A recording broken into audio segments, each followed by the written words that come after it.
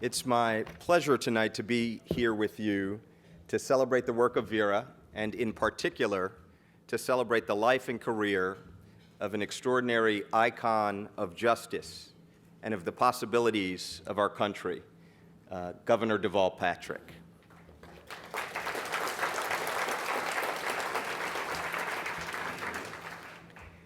There is perhaps nobody who more accurately calls to mind all that Vera stands for and all the aspirations that the United States of America represents. Deval Patrick, as many of you may know, began his life on the south side of Chicago. When I think of his story, his life as a young man, I think of the story that Hernan shared with us today. I think of a story about a young man who may have thought that there were not a lot of chances in life for him, but of the possibilities of human spirit and the way in which you can turn around the deck of cards, the hand of cards that you've been dealt, and transform it into something special. As Deval has recounted his own experience growing up on the south side of Chicago, he had many things. He had a family, he had 2 siblings, and he had 1 bunk bed. And what that reality meant for him was that every third night was spent sleeping on the floor as the siblings rotated through the bunk bed. But that was where Deval began. It was not where he ended. And the trajectory of his life is astounding. He became the 2nd African-American governor of a state since Reconstruction, and he did it all the while committed to very significant principles for which Vera stands.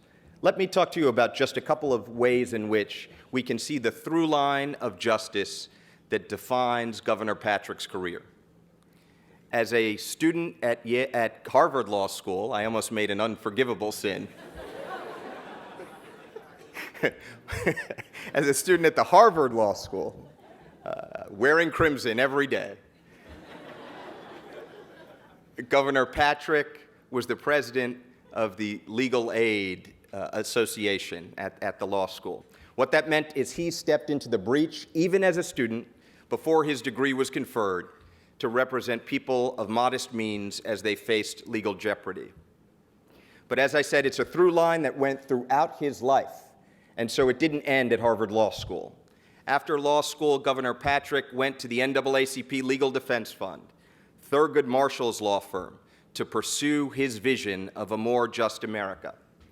As a lawyer at the Legal Defense Fund, Deval Patrick represented people under sentence of death, those who face the most serious remedy that our criminal justice system metes out.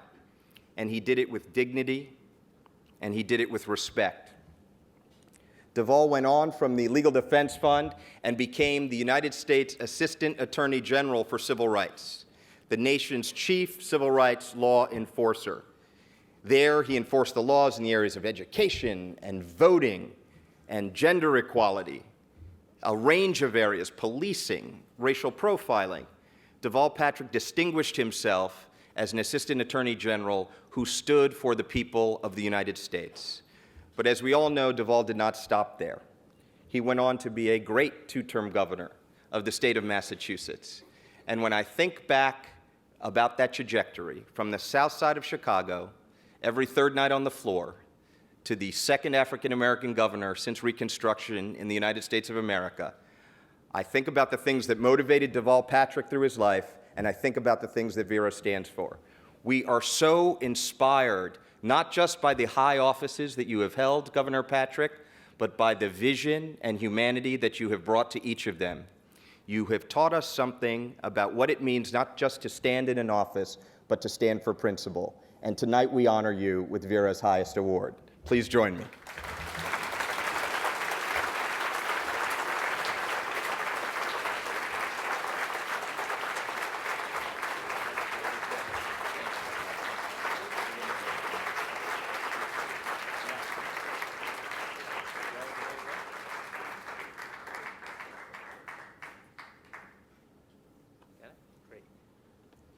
Give it back, right? Okay. Deval, thank you for the very generous introduction and welcome, and to you and to John and Nick and all of the team at Vera. Thank you for this extraordinary honor and recognition. I hope to become the man you describe, and to come in time to have earned this.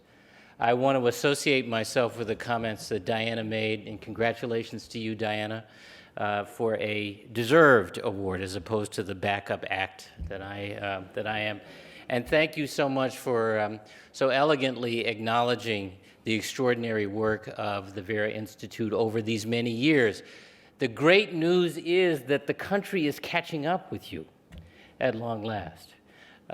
Many states, I'd say to some extent even our own, are beginning to understand that, at least in our case, some 97% of the people in prison will actually come out one day, and that it would be better if they didn't come out more dangerous than they went in, and that we ought to reconsider whether warehousing whole sections of our population is in fact in our collective best long-term interests. Vera has been working on this and thinking about this and helping the rest of us think about this for a very, very long time. And I'm honored to be associated with that work, and I'm delighted with this moment in time. We're not all the way there, but we're moving, it feels to me, in the right direction. And it has taken, as Diana acknowledged, some tragedy, I think, some sadness in our communities to help us see that. But I will say that as smart as you all are, and as a former policymaker, I'm not that interested in abstract policy. People are, you know, it's fun. No, I'm not that interested. I'm interested in policy at the point where it touches people. And that's why I think Hernan's testimonial tonight was so incredibly powerful. Yes.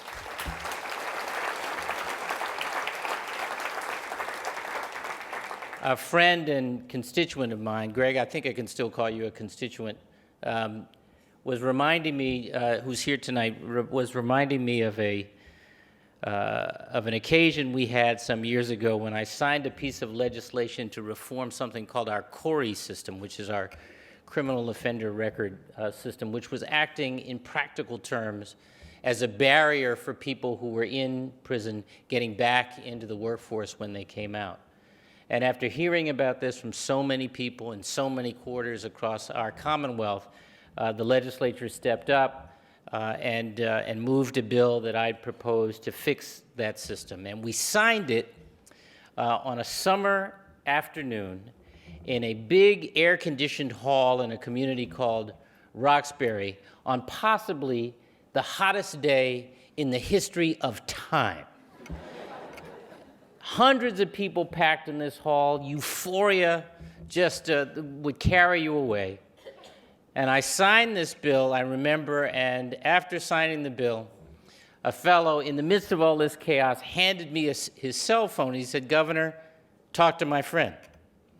And I took the cell phone and I said hello, and the guy at the other end of the phone said, "Governor, thank you for signing this bill. This is going to make a difference in my life." And I thought that was very nice and said so, and I handed the phone back to the fellow who'd given it to me.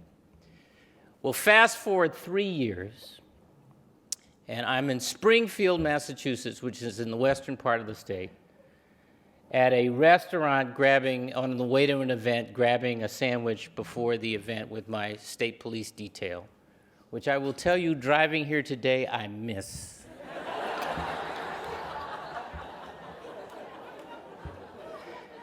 And we were at a sort of newish spot near the Basketball Hall of Fame. Made our takeout order, and we're standing near the front waiting for the sandwiches. And this guy in chef's togs comes up, and he did a double take. And I got double takes a lot in the job. I think that's because I'm taller on TV. And he said, "Are you Governor Patrick?" And I said, "Yes, I am." And he said, "Do you remember signing the CORI bill?" I said, "Of course I do." He said, "Do you remember taking a phone call on a cell phone that day?" And I said, "Yeah, exactly." I said, "As a matter of fact, I do." He said, "Well, I was that guy." He said, I was sitting in jail when I spoke with you. He said, because of this bill, when I got out, I got a job at this restaurant. He's the executive chef at that restaurant today. Here's my point. To me, policy matters when it touches people, when it touches that young man, when it touches Hernan. That is the work you are supporting, and I honor you for it. Thank you very much for having me.